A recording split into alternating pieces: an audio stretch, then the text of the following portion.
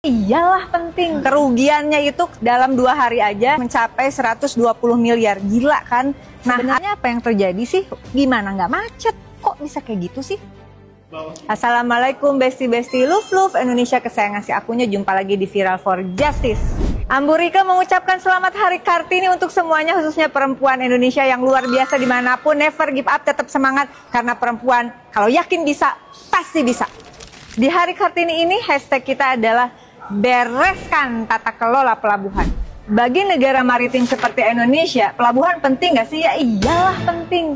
Bukan hanya untuk bongkar muat, tapi juga untuk pertahanan, untuk kedaulatan negara. Pelabuhan itu menjadi simbol dan pertahanan penting bagi negara kesatuan Republik Indonesia. Oleh karena itu, persoalan di pelabuhan tidak bisa dianggap enteng atau sebelah mata. Seperti apa sih kemacetan yang terjadi di Tanjung Priuk baru-baru ini, khususnya di Terminal NP City One? Beberapa waktu lalu terjadi kemacetan di Terminal NP City One di Tanjung Priuk. Kerugiannya itu kalau mau tahu, dalam 2 hari aja kurang lebih mencapai 120 miliar. Gila kan? Nah, artinya hal-hal seperti ini nggak boleh terjadi lagi. Memang waktu itu sudah ada solusi dari PT Pelindo, yaitu mengalihkan sebagian kapal ke terminal lain, yaitu Terminal JICT, Terminal Koja, T3, dan setelah itu kapal tersebut baru balik ke NP City One untuk melakukan muat. Dan kabarnya PT Pelindo sudah melakukan supervisi juga, supervisi langsung ke NP City One. Apakah itu cukup? Ya enggak lah. Beberapa tahun lalu, tepatnya 2015, si akunya pernah mendapat amanah menjadi Ketua Pansus Pelindo II yang mengungkap bagaimana ada kerugian negara sampai hampir triliunan rupiah begitu akibat salah tata kelola di pelabuhan. Pelabuhan selalu menjadi hal yang penting dan aku kasih analisis kemarin apa yang terjadi sebetulnya, kira-kira analisisku seperti ini. Kemacetan di Tanjung Priuk beberapa hari lalu, kalau analisisku ini akibat NP City One tidak mampu menghandle kepadatan yang saat itu terjadi. NP City One terindikasi telah menerima customer melebihi kapasitas ideal produksinya. Kok bisa kayak gitu sih? Lalu kemudian terjadi perdebatan berapa sih sebenarnya kapasitas receiving delivery-nya atau menerima dan mengirimkan barang dari NP City One. Menurut si aku nggak bisa fokusnya pada satu titik itu karena semua di pelabuhan itu terintegrasi. Di terminal peti kemas ada yang namanya operasional lapangan atau darat land operation, tapi juga ada yang namanya operasi kapal atau vessel operation. Irisannya ada di bongkar muat barang di lapangan. Alat di lapangan membackup kegiatan kapal serta menyerahkan dan menerima kontainer. Sebenarnya apa yang terjadi sih waktu kemacetan luar biasa kemarin itu? Informasi mengatakan bahwa saat itu NP City One melayani bongkar muat 3 buah kapal. Kren yang dioperasikan saat itu ada 8 buah di backup oleh 2 RTG sehingga total ada 16 RTG yang membackup operasional kapal. Di terminal NP City One sebetulnya ada 29 RTG dan 2 dalam proses maintenance atau perbaikan sehingga sisa 27. Ketika 16 digunakan untuk membackup operasional kapal, maka sisanya hanya 11 untuk receiving dan delivery. Pada saat normal, produktivitas itu membutuhkan 14 sampai 15 RTG. Kemarin itu pada saat kemacetan parah atau macet horor, hanya ada 10 RTG.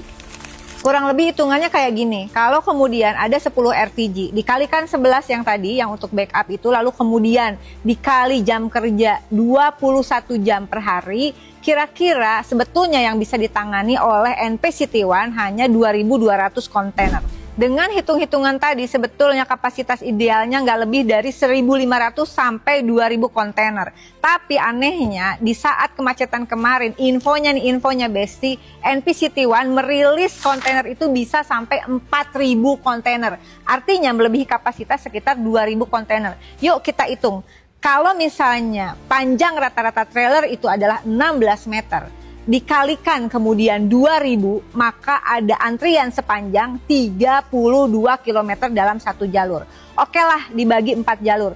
Tetap aja masih panjang, berarti per jalurnya ada 8 km. Sehingga kalau kita lihat nih, kita bayangkan imajinasi kita, maka sebetulnya itu akan muterin Tanjung Priuk, kepala ketemu ekor, macet horor. Ada beberapa strategi yang harus dipercepat. Strategi jangka panjang pertama adalah segera dipercepat penyelesaian pembangunan NPCT 2 dan NPCT 3 agar kapasitas terminal di Tanjung Priuk meningkat. Yang kedua adalah percepat penyelesaian New Priuk Eastern Access yang ini menghubungkan setidaknya kawasan Kalibaru dengan tol Cibitung Cilincing sehingga kemudian aksesnya menjadi lebih cepat dan lebih efisien. Yang tidak kalah pentingnya, ayo dong era digital, gunakan sistem IT Terminal Tracking System atau disingkat TTS. TTS adalah sistem digital yang digunakan untuk meningkatkan efisiensi operasional, adanya transparansi, serta keamanan dalam pengelolaan alur logistik, bukan hanya di peti kemas, tetapi juga pelabuhan maupun terminal angkutan darat